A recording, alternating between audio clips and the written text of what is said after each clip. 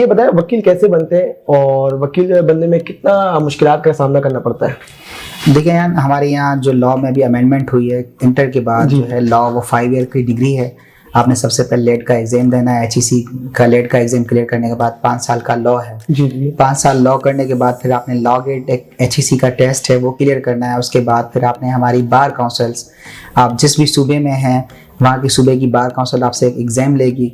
उस एग्जाम के बाद आपको लाइसेंस मिलेगा, जिसके बाद आप ऑफिशियली कोर्ट में जो है वो केस प्रोसीड कर सकते हैं। अच्छा सर, ये बताएं मुझे क्या क्रिमिनल वकील एडवोकेट बनना इतना आसान है या हर कोई बन सकता है? मतलब कि आप लोग जान हथेली में रख के घूमते हैं, क्या कहना चाहेंगे? देखिए, वकील बनना बहुत मुश्किल काम है। अच्छा जी। लाइसेंस तो मिल जाता है आपको, लेकिन वकील, जिसको हम वकील कहते हैं, वकील मैं इसलिए कह रहा हूँ क्योंकि कुरान पाक में अल्लाह पाक ने 500 बार वकील नाम का जिक्र किया। जी जी। मैं समझता हूँ एक वकील के कंधे पे मुआशरे की बहुत बड़ी जिम्मेदारी है। हमारे पास जो